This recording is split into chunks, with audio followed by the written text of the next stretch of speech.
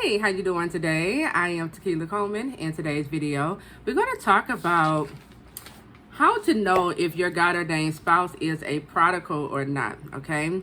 Now, we read about the prodigal son in the book of Luke, chapter 15. If you haven't already read about the prodigal son, I highly recommend you read it. Take the time out to read it and learn for yourself, what makes a person a prodigal and get some understanding around it, okay? But we're going to start with the definition for prodigal. Prodigal means a person who spends money, resources, their time in a recklessly extravagant way. So prodigals are using their money, time, resources in a way that's not very wise, okay? As I was reading the prodigal son, some of the things I discovered about the prodigal son, he separated himself from his father. So prodigals will leave their father's presence, okay, the heavenly father. Prodigals stop following God, okay, and they start following the devil, okay. They start following, in the world's ways. Prodigals are spiritually dead. Prodigals are off in sin. They have the spirit of prostitution in them, and they also are with prostitutes, okay. Now, as I began to look up prostitution, right, in the concordance of the Bible, it means to commit fornication. So prodigals are involved in fornication. They are fornicating. It means to be a harlot.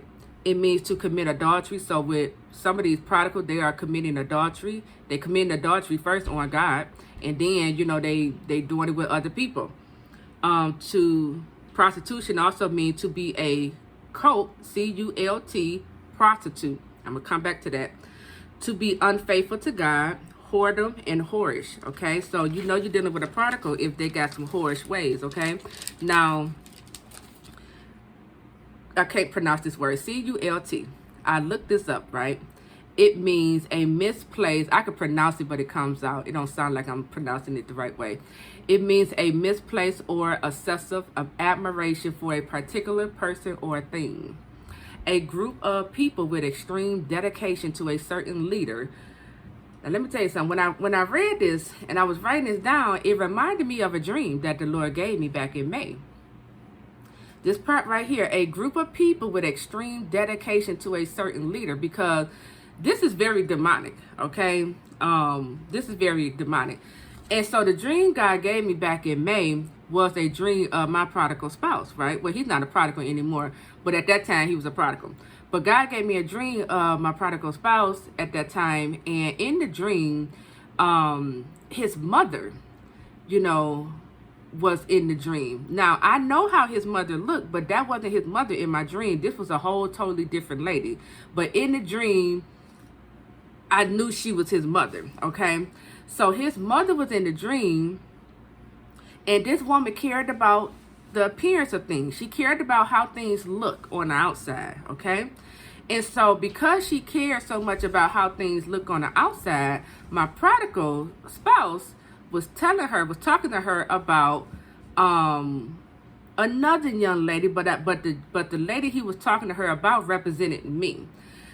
So he was telling her about the lady, and he showed her a picture of the lady, which represents me, right? And so the mother looked at the picture and said, "Don't take her." That was what she said in the dream. And so when she said, "Don't take her," my God-ordained spouse, that's when the scene jumped to me and him being in the bathroom talking.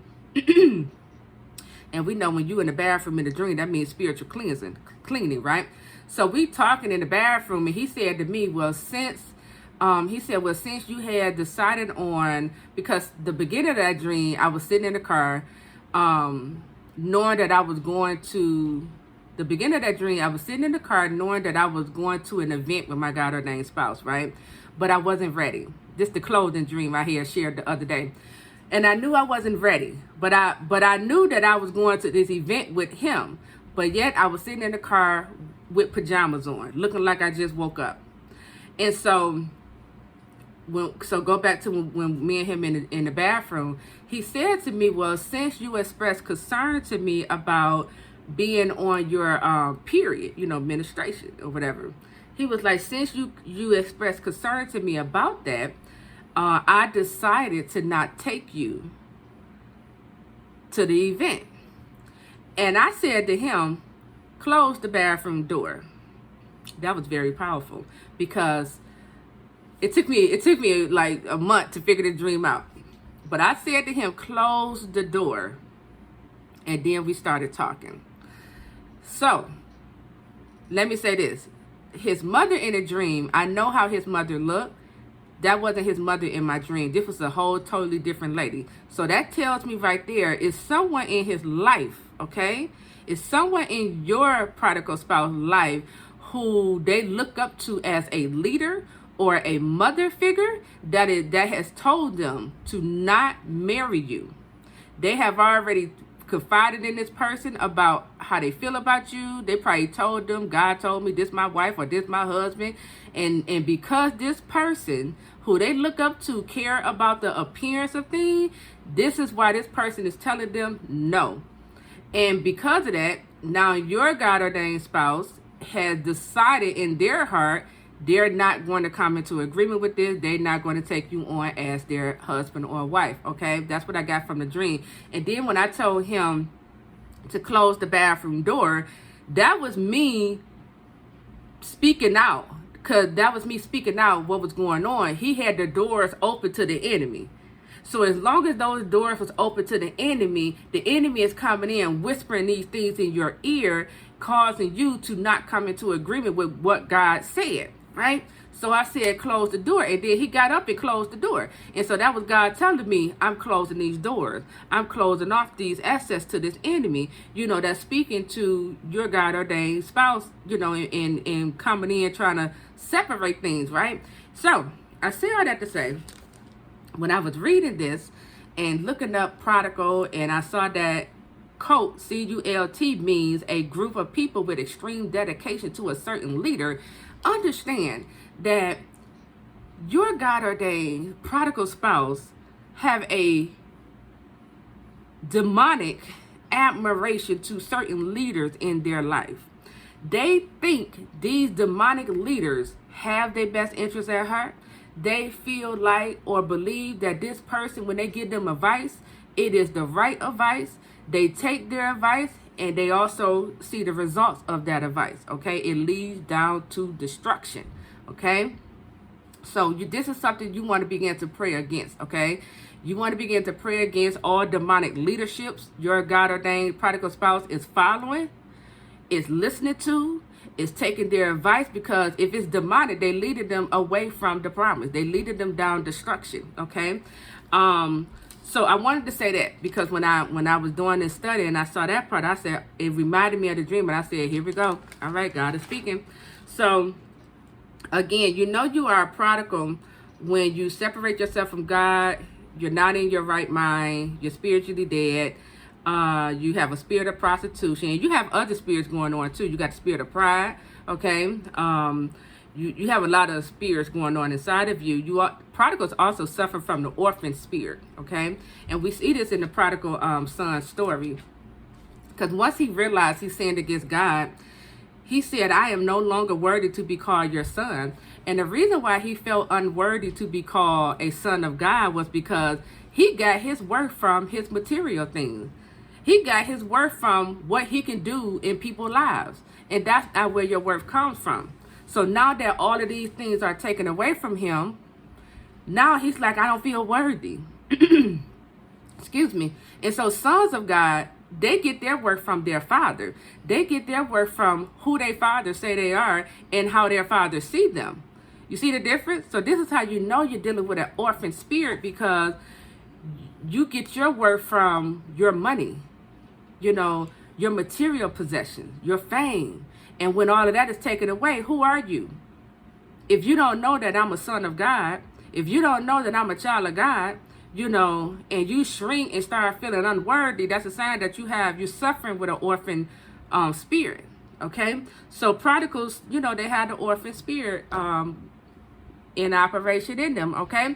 So those are some of the things, that can just help you to understand if you are dealing with a prodigal. Again, prodigals are off in wild living, okay? So there's counterfeits in that wild living. There's prostitution going on. You might see some of that little swinging lifestyle going on.